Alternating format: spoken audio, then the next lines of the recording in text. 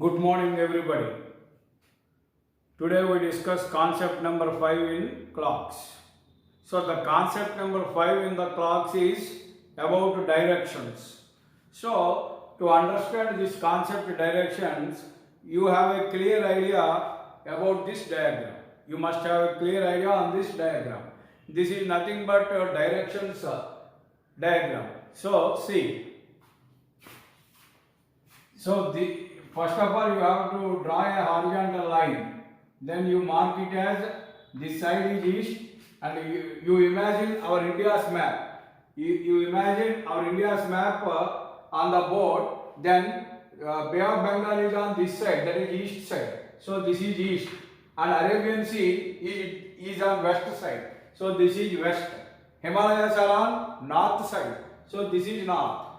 Okay, and Sri Lanka or Indian Ocean is on the west side, south side.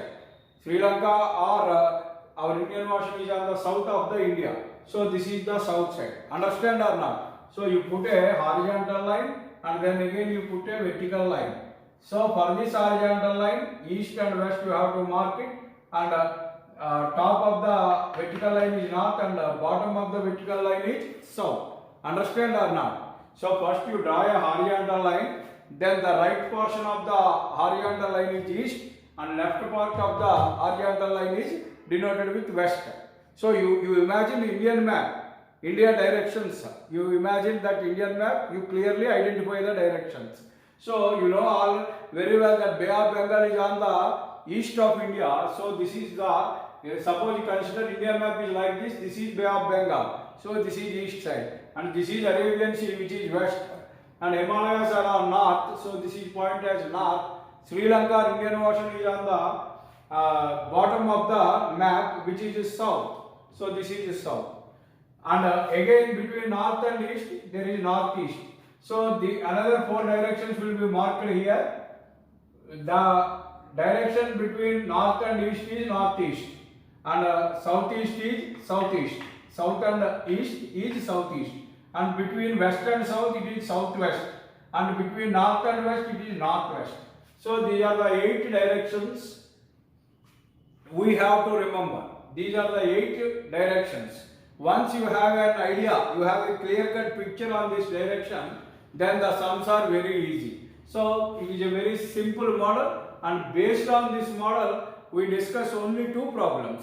Understand or not? So directions గురించి చెప్తున్నాం క్లాక్స్లో, అర్థమవుతుందండి.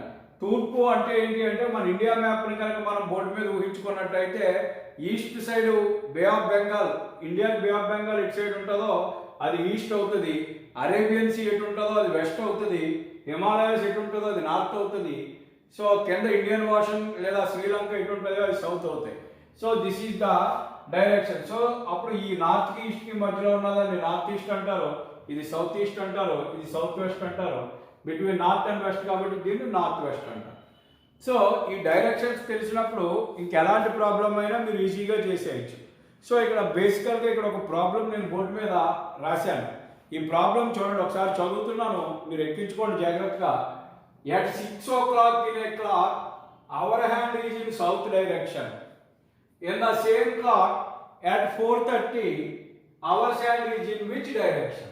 And what the problem is asked, in a clock at 6 o'clock, the our hand means the small hand, which is points at 6.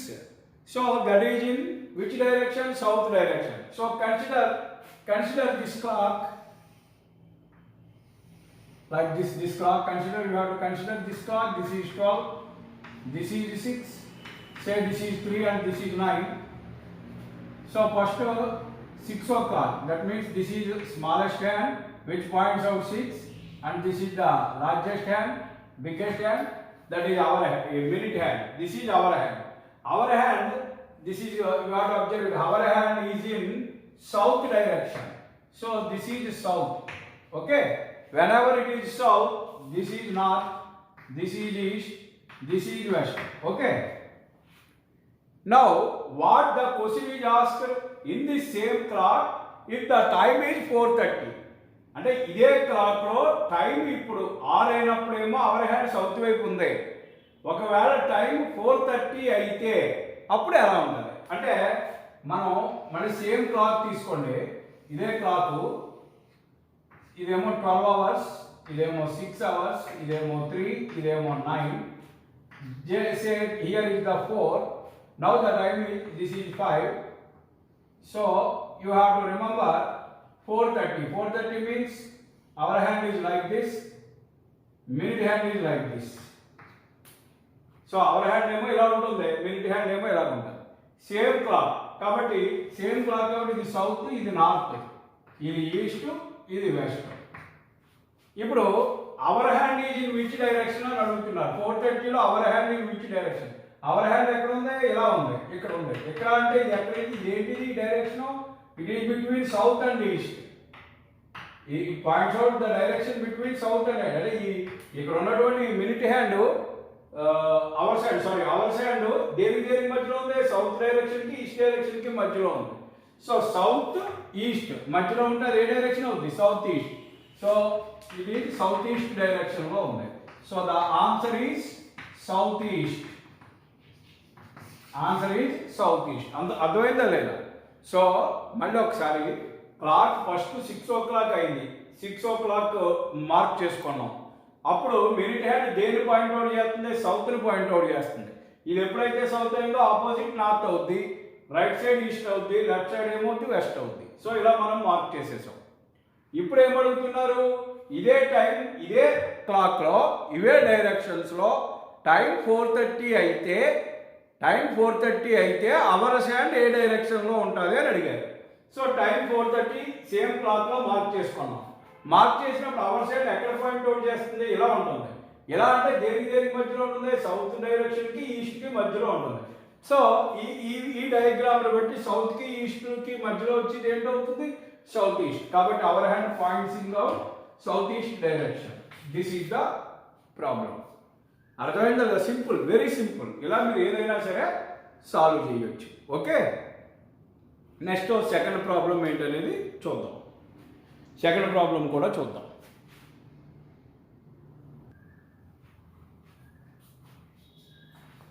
So you have to observe the second question. What the second question is here. In a clock at 1:30, minutes hand is in northeast direction. Minutes hand is in northeast direction. Minutes hand ఎలా ఉంది? North east direction లో ఉంది. ఎక్కడ ఉంది? 1:30 దగ్గర. అప్పుడు hours hand ఏ direction లో ఉంటుంది? అవర్స్ హ్యాండ్ ఏ డైరెక్షన్ లో ఉంటుంది? జాగ్రత్తగా అర్థం చేసుకోండి. సపోజ్ మనం ఇక్కడ క్లాక్ని డ్రా చేసుకుందాం. మనం ఈజీగా దీన్ని ఫైండ్ అవుట్ చేయడానికి ఒక క్లాక్ని మనం డ్రా చేసుకున్నప్పుడు ఇది 12, ఇది 6, 3, 9. Say this is 1, this is 2, this is 4, this is 5, 7, 8, 10 and which is 11. Okay.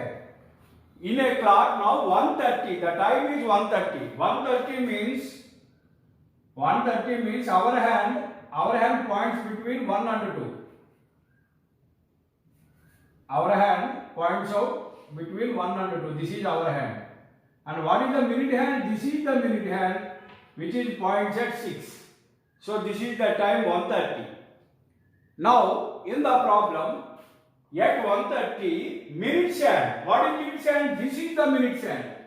Minutes hand is in northeast direction. So it tells us this minute hand is in northeast direction. It is northeast direction. Are you understand or not? Then our hand. What is our hand? This one. This is in which direction? They asked like that. So friends, clearly observe. They tell us. వాళ్ళు మనకి ఏం చెప్పారు? 1:30 దగ్గర hours minutes hand north east direction లో ఉంది. అంటే ఇక్కడ 6 దగ్గర ఉంది. 6 నార్త్ ఈస్ట్ అయ్యింది అనుకోండి. నార్త్ ఈస్ట్ అయ్యింది అనుకోండి. అలా అంటే దాని అర్థం ఏంటి? 6 అనేది దేనికి మధ్యలో ఉందని అర్థం? నార్త్కి ఈస్ట్కి మధ్యలో ఉందని, అంతే కదా. సో ఇది నార్త్ ఈస్ట్. మీరు అర్థం చేసుకోండి. నార్త్ ఈస్ట్ అంటే ఇది నార్త్ ఈస్ట్ దేనికి మధ్యలో ఉంటుంది? నార్త్కి ఈస్ట్కి మధ్యలో ఉంటుంది. సో ఒకవేళ ఇదే కనుక నార్త్ ఈస్ట్ అయితే అప్పుడు ఇక్కడ నార్త్ అవుతుంది, ఇక్కడ ఈస్ట్ అవుతుంది. ఎప్పుడైతే ఇక్కడ నార్త్ అయిందో దీనికి క్వైట్ ఆపోజిట్గా ఉన్నది ఏంటవుతుంది, సౌత్ అవుతుంది. అర్థమైనా? దీనికి క్వైట్ ఆపోజిట్గా ఉన్నది ఏమవుతుంది, సౌత్ అవుతుంది. దీనికి క్వైట్ ఆపోజిట్గా ఉన్నది ఇదేమవుతుంది, వెస్ట్ అవుతుంది. కాబట్టి నార్త్ ఈస్ట్ ఆపోజిట్ ఏమో సౌత్ వెస్ట్ అవుతుంది. సో మనకి ఇక్కడ 1 ఎక్కడ ఉందో చూసుకోవాలి. కాబట్టి 1 ఎక్కడ ఉంది క్లియర్గా మనకి ఇక్కడ తెలిసిపోతుంది. అవర్ సైడ్ ఎక్కడ ఉంది అనేది మనకి ఈజీగా తెలిసిపోతుంది. What is it?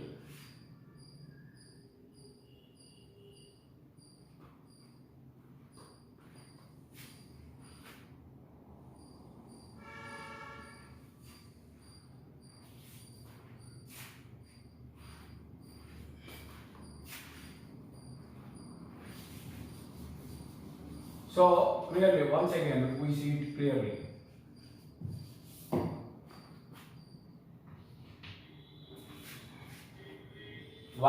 దగ్గర our side north east direction అన్నారు. సో ఇది నార్త్ ఈస్ట్ అయింది.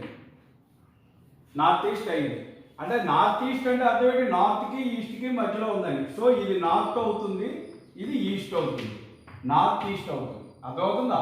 నార్త్ ఈస్ట్ అయింది కాబట్టి ఇటు నార్త్ అటు ఈస్ట్. సో ఈస్ట్కి మీరు ఒకసారి ఇలా చూడండి, క్లాక్ వైజ్ తీసుకోండి. మీరు ఉందా నార్త్ ఈస్ట్ ఎలా ఉంటుంది, క్లాక్ వైజ్లో ఉంటుంది.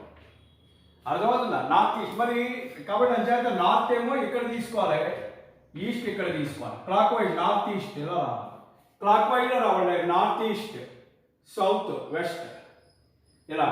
ఓకేనా? కాబట్టి నార్త్ ఈస్ట్ అని అంటున్నాము అని అంటే క్లాక్ వైజ్లో ముందు నార్త్ వచ్చి తర్వాత ఈస్ట్ రావాలి. అందుచేత ఇక్కడ నార్త్ అవుతుంది, ఇక్కడ ఈస్ట్ అవుతుంది. సో ఇక్కడ ఈస్ట్ అయింది కాబట్టి ఇది వెస్ట్ అవుతుంది, ఇది నార్త్ అయింది కాబట్టి ఇది సౌత్ అవుతుంది. అర్థమవుతుందా? సో ఖచ్చితంగా ఈ మినిట్ హ్యాండ్ అవర్ హ్యాండ్ ఎలా పాయింట్అవుట్ చేస్తుంది, ఏ డైరెక్షన్ పాయింట్అవుట్ చేస్తుంది, వెస్ట్. కాబట్టి ఆన్సర్ వచ్చేసి hour hand is in west direction. అర్థమైందా? మళ్ళీ ఒకసారి చెప్తున్నాను చూడండి. ఈయన క్లాక్ ఎట్ 1:30 అన్నాడు. 1:30 అన్నప్పుడు 1:30 టైం మనం డినోట్ చేసుకున్నాం. ఈ 1:30లో మినిట్స్ హ్యాండ్, ఇది జాగ్రత్తగా గమనించుకోండి, minutes hand is in north east direction. So ఇది మినిట్ హ్యాండ్ ఎలా ఉంది, నార్త్ ఈస్ట్లో ఉంది. అవునా? ఈ డైరెక్షన్ మ్యాప్లో నార్త్ ఈస్ట్ ఏది, ఇది. నార్త్ ఈస్ట్ అంటే ఎలా ఉంటుంది, క్లాక్ వైజ్లో వచ్చినప్పుడు నార్త్కి ఈస్ట్కి మధ్యలో ఉంటుంది, clock wise. So clock wise అంటే ఇలాగ. సో ఇక్కడ నార్త్ అవుతుంది, ఇక్కడ ఈస్ట్ అవుతుంది.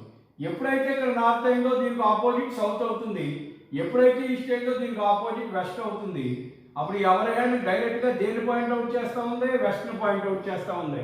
కాబట్టి hour hand is in which direction అని అడిగారు. So it is in answer ఏంటంటే వెస్ట్ డైరెక్షన్. అర్థమైందా లేదా? ఇది జాగ్రత్తగా గమనించాలి. అంటే ఫస్ట్ మనం ఏంటంటే మనం ఇక్కడ ఈస్ట్ ఇక్కడ నార్త్ అనేది తీసుకోవడానికి వీలు లేదు. ఎందువల్ల ఈ మ్యాప్ను దృష్టిలో పెట్టుకుని క్లాక్ వైజ్లోనే తీసుకోవాలి. నార్త్ తర్వాత ఈస్ట్, సౌత్, వెస్ట్ ఇలా. అందుకే నార్త్ ఈస్ట్ నుంచి మళ్ళీ ఇలా సౌత్ నుంచి మళ్ళీ అలా వెస్ట్ క్లాక్ వైజ్లో తీసుకోవాలి. ఆ డైరెక్షన్లో తీసుకున్నప్పుడు ఇది నార్త్ ఈస్ట్ అయింది కాబట్టి నార్త్ ఇక్కడ ఈస్ట్ ఇక్కడ ఉంటుంది.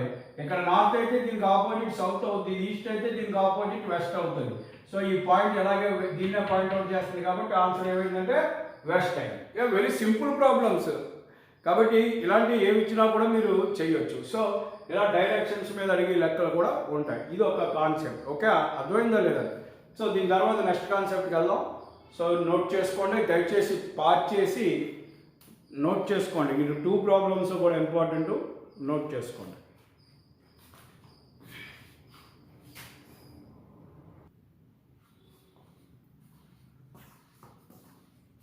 So friends, you have to observe very clearly this concept number 6, which is gain or loss. Concept 6 is gain or loss. So my dear friends, this concept, gaining or losing time in a clock, this concept is very most important for the students who are writing GATE exam after their BTech completion. Those who are going to write GATE examination, then this concept is very important. And for doing MBA or MCA in national wide institutions or national level entrance tests like CAT or MAT, this concept is very important and the questions must be asked from this concept in high level examinations. మామూలుగా ఏదో సామాన్యమైనటువంటి రాష్ట్ర స్థాయి పరీక్షలు ఇలాంటి వాటిల్లో clerk grade ఎగ్జామ్స్లో దీని మీద పెద్ద స్ట్రెస్ ఉండకపోవచ్చు. క్లాత్స్లో ఇప్పుడు వరకు మనం చెప్పిన కాన్సెప్ట్లోంచే క్వశ్చన్ అడగడానికి అవకాశం ఉంటుంది. కానీ క్యాటో మ్యాటో అదేవిధంగా గేటు అదేవిధంగా పీఓస్ బ్యాంక్ పీఓస్ ఎగ్జామ్స్ ఇలాంటి వాటిల్లో మాత్రం ఖచ్చితంగా క్లాత్స్ నుంచి క్వశ్చన్ అడిగినప్పుడు ఈ గెయిన్ ఆర్ లాస్ కాన్సెప్ట్ మీద క్వశ్చన్ అడగడానికి ఎక్కువ అవకాశం ఉంటుంది. అయితే మీకు నేను చెప్పేది ఏంటి అని అంటే దీన్ని ఈ కాన్సెప్ట్ని గెయిన్ ఆర్ లాస్ని రెండు రకాలుగా నేర్చుకుందాం.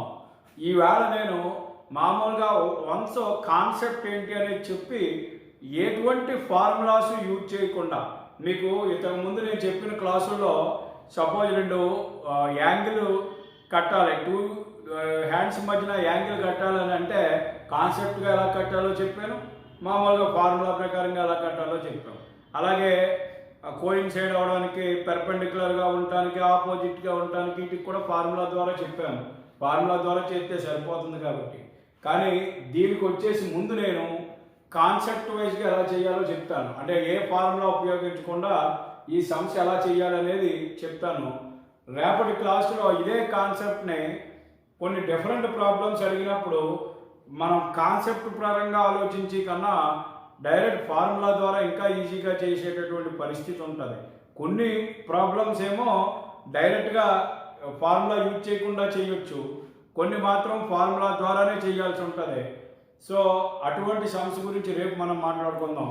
ఈ రోజు క్లాసులో ఎటువంటి ఫార్ములా యూజ్ చేయకుండా అసలు గెయిన్ ఆర్ లాస్ అంటే ఏంటి, సో ఈ కాన్సెప్ట్లో వచ్చే ప్రాబ్లమ్స్ని మనం ఎలా సాల్వ్ చేయాలి, ఈ మాత్రం మనం ఇప్పుడు మాట్లాడుకుందాం. ఇందులో మొట్టమొదటి మనం చూసినట్టయితే మీరు గెయిన్ ఆర్ లాస్ అంటే ఏంటో అర్థం చేసుకోవాలి. ఇప్పుడు ఇక్కడ నేను ఒక సెంటెన్స్ రాశాను, దీన్ని జాగ్రత్తగా అర్థం చేసుకోవాలి. A clock gains 5 minutes in 1 hour. అంటే అర్థం ఏంటి, ఒక క్లాక్ ఒక గంట సమయంలో 5 నిమిషాలు గెయిన్ అవుతుంది. అంటే ఇఫ్ ఏ క్లాక్ గెయిన్స్ అని అంటే ద క్లాక్ ఈజ్ ఫాస్ట్. మనం ఒక్కోసారి అంటూ ఉంటాం గడియారం స్పీడ్ తిరుగుతుంది. సో అది స్పీడ్ తిరగడం అంటే అది టైం గెయిన్ అవుతుంది, స్లో జరగడం అంటే అది టైం లూజ్ అవుతుంది. ఇక్కడ ఒక క్లాక్ 1 అవర్లో ఎంత తిరుగుతుంది, ఎంత గెయిన్ అవుతుంది, 5 minutes గెయిన్ అవుతుంది. ఈ కాన్సెప్ట్ మీకు అర్థం అవడానికి సపోజ్ ఇక్కడ ఉన్నటువంటి బోర్డు మీద ఉన్నటువంటి క్లాక్ చూడండి. క్లాక్ యొక్క టైం ఎంత అయింది, క్లాక్లో 3 o'clock అయింది. ఏమండి ఇక్కడ క్లాక్లో టైం ఎంత అయింది, 3 o'clock అయింది, అవునా? 1 hour గడిచింది అనుకోండి, ఈ క్లాక్ ఎంత అవుతుంది, ఇది రైట్ క్లాక్ 4, అంటే ఎటువంటి గెయినింగ్ అది లేదు, నార్మల్ క్లాక్ అనుకోండి. ఇంకో గంట గడిస్తే 5 అవుతుంది, ఇంకో గంట గడిస్తే 6 అవుతుంది. అంటే 3 దగ్గర ఉంది టైం. ఇప్పుడు 1 hour పోయాక చూస్తే టైం ఎంత అవుతుంది, 4 అవుతుంది, ఇంకో గంట పోతే 5 అవుతుంది, ఇంకో గంట పోతే 6 అవుతుంది. ఇప్పుడు అలా కాకుండా ఇప్పుడు ఇదే clock gains 5 minutes in 1 hour. ఒక గంటలో 5 నిమిషాలు గెయిన్ అవుతుంది, అంటే 5 నిమిషాలు స్పీడ్గా తిరుగుతుంది. కాబట్టి గంట గడిచేటప్పటికి ఈ క్లాక్ ఇలాగా 5 minutes గెయిన్ చేసే క్లాక్ ఇక్కడ టైం ఎంత అవుతుంది, 4 5 అవుతుంది. 4 అవుదాం, మనకి ఎంత చూపిస్తుంది, యాక్చువల్ క్లాక్ అయితే కరెక్ట్ క్లాక్ అయితే 4 చూపించాం, కానీ మన క్లాక్ ఏంటి 5 minutes గెయిన్ అవుతుంది 1 hourకి. కాబట్టి ఎంత అవుతుంది, 4 5 అవుతుంది. అర్థమవుతుందా? మళ్ళీ ఇక్కడ నుంచి ఇంకొక గంట గడిచేటప్పటికి ఇక్కడ టైం ఎంత అవుతుంది, 5 5 కాదు 5 10. ఎందువల్ల ఇక్కడ 4 5 అయింది, 4 5కి గంట గడిచేటప్పటికి మామూలుగా 5 5 అవడంతో పాటు ఆ గంటలో 5 నిమిషాలు ఇంకా గెయిన్ అవుతుంది, కాబట్టి 5 10 అవుతుంది. లాజిక్ అర్థమైందండి, ఇది కాన్సెప్ట్ ఏంటనే. మళ్ళీ ఇక్కడ నుంచి ఇంకో గంట గడిచేటప్పటికి ఇక్కడ టైం ఎంత అవుతుంది, 6:15 అవుతుంది. ఏమవుతుంది, 6:15 అవుతుంది. అర్థమైందా లేదా? అంటే ఇది నార్మల్ క్లాక్, ఇది గెయిన్స్ 5 minutes ఇన్ అవర్. ఒక గంటలో 5 నిమిషాలు గెయిన్ అవుతే ఎలా తిరుగుతాయి. ఇప్పుడు ఇదే clock loses 5 minutes in 1 hour అనుకోండి. గంటకు 5 నిమిషాలు లూజ్ అవుతుంది అనుకోండి ఇదే క్లాక్. 3 నుంచి గంట గడిచేటప్పటికి నార్మల్ క్లాక్ 4 అవుతుంది. 5 నిమిషాలు గెయిన్ చేసి క్లాక్ 4:05 అయితే లూజ్ అయ్యి క్లాక్ ఎంత టైం చూపిస్తుంది ఇక్కడ? గంట అవ్వదు, కంప్లీట్గా 3:55 అవుతుంది. 4 అవ్వదు, లూజ్ అవుతుంది. అంటే స్లో, మన గడియారం స్లో తిరుగుతుంది. అంటే కరెక్ట్గా చూపించాల్సిన టైం కన్నా తక్కువ చూపిస్తుంది. స్పీడ్ తిరుగుతుందంటే చూపించాల్సిన టైం కన్నా ఎక్కువ చూపిస్తుంది. కాబట్టి ఇక్కడ 4:05 చూపించింది. ఎంత ఎక్కువ చూపిస్తుందో 5 మినిట్స్ 1 అవర్కి. కాబట్టి ఇక్కడ 4:05 అయింది. ఇక్కడేమో 5 మినిట్స్ లూజ్ అవుతుంది, అంటే స్లో తిరుగుతుంది. కాబట్టి 4 అవ్వాల్సింది ఎంత అవుతుంది మన గడియారంలో? 3:55. మరి మళ్ళీ నెక్స్ట్ 1 అవర్కి పోయావు అనుకోండి, నెక్స్ట్ 1 అవర్కి పోయావు, అప్పుడు ఎంత ఉంటుంది ఇక్కడ? యాక్చువల్గా అయితే ఎంత అవ్వాలి? 1 అవర్కే 4:55 అవ్వాలి. కానీ అక్కడ ఎంత అవుతుంది? ఇంకొక 5 మినిట్స్ స్లో అవుతుంది, 4:50 చూపిస్తుంది. మీకు అర్థమవుతా ఉందండి? కాబట్టి మీకు అర్థమవుతా ఉందా? ఇది ఇలా 4:50 ఇలాగా నెక్స్ట్ వచ్చావు. అర్థమైందా? నెక్స్ట్ వచ్చేసేటప్పటికి ఏమవుతుంది? యాక్చువల్గా అయితే 1 అవర్కి 5:50 అవ్వాలి, 5:50 అవ్వాలి. కానీ 5 మినిట్స్ లేట్ అవుతుంది, 5:45 అవుతుంది. అర్థమవుతుందా? ఇది గమనించుకోవాలి. అర్థమైందా? ఇది జాగ్రత్తగా అబ్జర్వ్ చేయాలి. మీకు ఈ రెండు అర్థమైంది కదా? అవర్కే మనకి 5 నిమిషాలు గెయిన్ అవుతుంటే 4 అవ్వాల్సింది 4:05, 5 అవ్వాల్సింది 5:10, 6 అవ్వాల్సింది 6:15, ఇలాగ అవుతుంది దీన్ని బట్టి. అదేవిధంగా లూజ్ అవుతుంటే ఇలాగ అవుతుంది. ఇది అర్థమైందా లేదా? జాగ్రత్తగా అర్థం చేసుకోండి ఈ కాన్సెప్ట్. ఇది ఒకటి అర్థమైతే మనం ఏదైనా చేయొచ్చు. మనం ఏమవుతుంది అని అంటే దీన్ని బట్టి మనం లెక్కలు చేస్తాం. అర్థమవుతుందా? దీన్ని బట్టి మనం ప్రాబ్లమ్స్ చేస్తాం. ఇప్పుడు మీరు ఇక్కడ ఒకసారి అబ్జర్వ్ చేయండి. గంటకి 5 నిమిషాలు అనుకోండి, గంటకి 5 నిమిషాలు గెయిన్ అవుతుంది. 3 నుంచి 6కి వచ్చేటప్పటికి ఎన్ని గంటలు? 3 గంటలు. అంటే 3:05 2 నిమిషాలు గెయిన్ అవుతుంది, 15 నిమిషాలు గెయిన్ అవుతుంది. అది అర్థమవుతుందా? ఇది ఇంపార్టెంట్. అర్థమైందా? సో దీన్ని బట్టి మనం సమ్స్ చేస్తాం. సమ్స్ ఎలాగనేది చూద్దాం ఇప్పుడు. సో ఈ కాన్సెప్ట్ ఒకసారి పాజ్ చేసుకుని మళ్ళీ ఒకసారి అర్థం అవ్వకపోతే రివైండ్ చేసి చూడండి. చాలా సింపుల్ కాన్సెప్ట్, దీని మీదే మన లెక్కలు ఆధారపడి ఉంటాయి. ఓకేనా? ఓకే, ఇది నోట్ చేసుకోండి.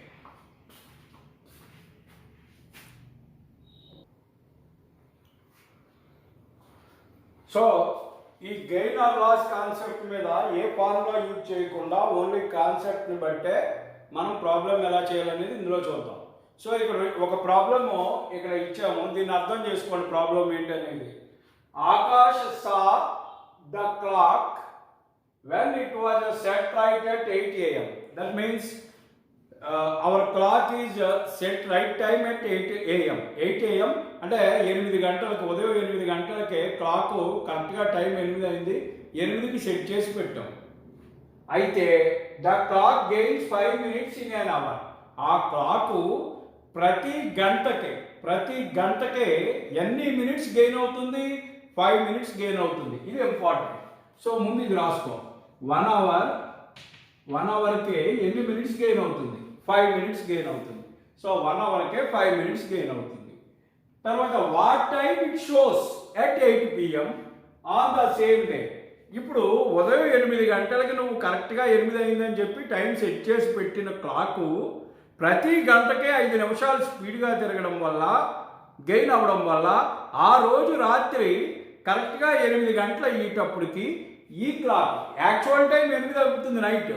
అప్పుడు ఈ ఫాస్ట్ తిరుగుతున్న క్లాక్లో ఎంత టైం మనకు చూపిస్తుంది? ఇది క్వశ్చన్. కాబట్టి 1 గంటకే 5 నిమిషాలు స్పీడ్ తిరుగుతుంది. ఇక్కడ మార్నింగ్ 8 a.m. ఇక్కడ ఏముంది? మార్నింగ్ ఎక్కడ 8 a.m. టు ఇక్కడికి ఎన్నింటికి నువ్వు 8 p.m.కి చూస్తున్నావు. సో ఈ రెండింటి మధ్యన గ్యాప్ ఎంత ఉంటుంది? 12 అవర్స్ ఉంటుంది. ఎంత ఉంటుంది? 12 అవర్స్ ఉంటుంది. అంటే 1 అవర్కి 5 మినిట్స్ తిరుగుతుంటే 12 అవర్స్కి ఎంత అవుతుంది? 12 hours means multiplication. 1 అవర్కి 5 minutes, 12 hours అంటే ఇంటూ 12, ఇంటూ 12తో మల్టిప్లై చేసి ఇంటూ 12 చేయాలి. అంటే 12 అవర్స్కే 60 మినిట్స్ స్పీడ్ అయి ఉంటుంది. 60 మినిట్స్ అంటే నథింగ్ బట్ ఎంతండి? 1 అవర్. 60 మినిట్స్ అంటే ఏంటి? 1 అవర్. సో యాక్చువల్గా ఆ క్లాకు రాత్రి 8 గంటలకే ఎంత చూపించాలి? 8 చూపించాలి. కానీ ఎంత ఫాస్ట్ అవుతుంది? గంట స్పీడ్ అవుతుంది. కాబట్టి నైట్ ఎంత చూపిస్తుంది టైం అప్పుడు? 8 PM దగ్గర 9 PM ఇస్ ద ఆన్సర్. ఎంత చూపిస్తుంది ఆ క్లాక్? స్పీడ్ అయ్యే క్లాక్ 9 PM కింద చూపిస్తుంది. యాక్చువల్గా రాత్రి 8 గంటలకి ఆ క్లాక్ని అబ్జర్వ్ చేసినప్పుడు ఆ క్లాక్లో మాత్రం టైం ఎంత అయి ఉంటుంది? 9 అయి ఉంటుంది. ఎందుకు 9 అయి ఉంది? గంటకు 5 నిమిషాలు అన్నప్పుడు స్పీడ్ తిరుగుతుంది. అర్థమైందా? సింపుల్గా ఏ ఫార్ములా యూజ్ చేయలేదు. ఒక but on clean observation we solve this problem. అది అండర్స్టాండ్ అర్ నాట్? ఒక గంటకి క్లాక్ ఎన్ని నిమిషాలు స్పీడ్ తిరుగుతుంది? 5 నిమిషాలు స్పీడ్ తిరుగుతుంది.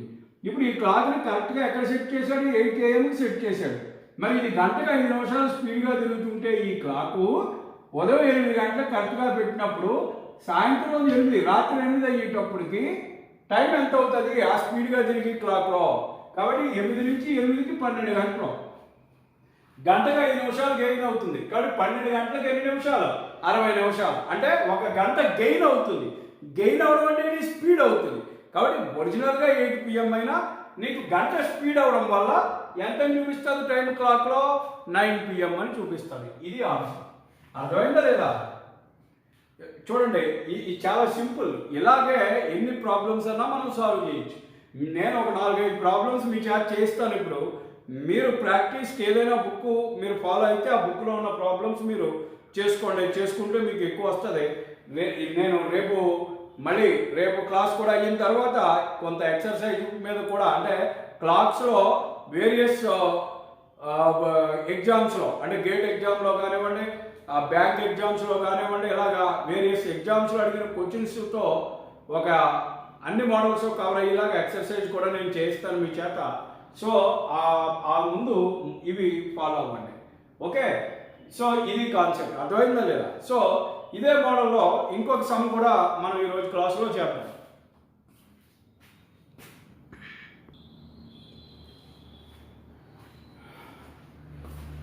చూడండి, ఇందాక ఒక ఎగ్జాంపుల్ అయింది, ఇప్పుడు సెకండ్ ఎగ్జాంపుల్ చూద్దాం. If a clock gains 5 minutes every hour. ఇక్కడ కూడా క్లాక్ ఎన్ని మినిట్స్ గెయిన్ అవుతుంది? 5 minutes every hour 5 minutes gain అవుతుంది. కాబట్టి 1 hourకి ఎన్ని మినిట్స్ గెయిన్ అవుతుంది? 5 minutes గెయిన్ అవుతుంది. And it is set correctly at 5 AM. దీన్ని కరెక్ట్గా ఎక్కడ సెట్ చేశారు? 5 AM సెట్ చేశారు. Then at what time will it shows? అయితే అది ఉదయం మళ్ళీ 10 గంటలకి, అంటే 10 AM. ఈ 5 AM-కి 10 AM-కి మధ్యన డిఫరెన్స్ ఎంత ఉంటుంది? 5 hours ఉంటుంది.